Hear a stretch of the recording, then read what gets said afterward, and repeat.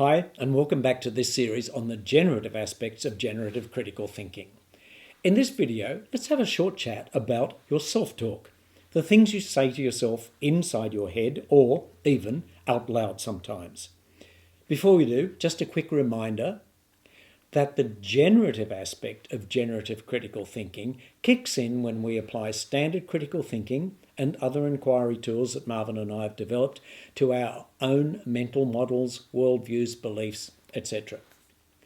As part of working out the best way to begin that self-inquiry, Marvin Oka and I considered that there are 5 key areas of inquiry, as shown here.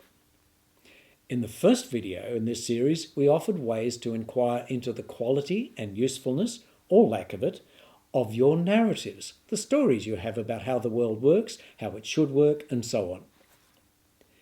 In this video, let's talk about your self-talk, or, as we call it, your internal dialogue. The private, usually, conversations you have with yourself. The way you talk to yourself can be empowering or disempowering, can lead to internal conflict or internal harmony, can enable you to examine your own thinking or can mask your thinking process. How do you find out what your self-talk, your internal dialogue, is doing for you? Listen, really listen to what you say to yourself.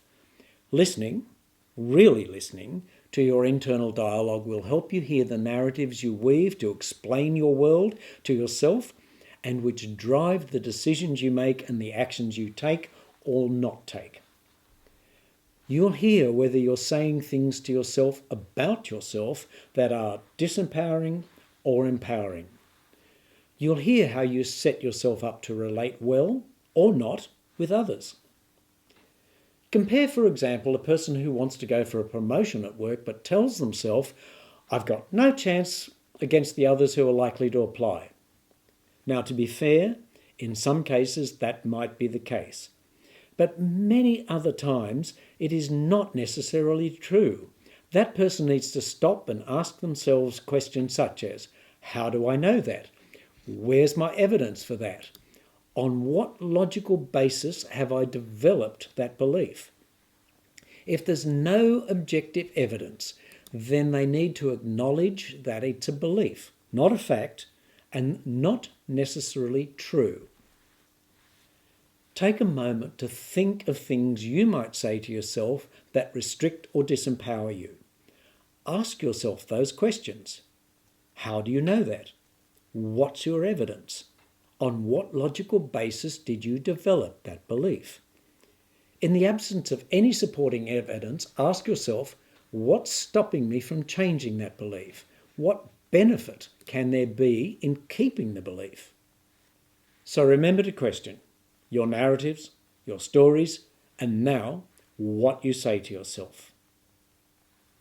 In the next video, we'll talk about our learning, how open we are to new ideas, concepts, new learning new skills. What is your view of yourself as a learner and of your ability to learn? In the meantime, if you're keen to get more information now, please use the link provided.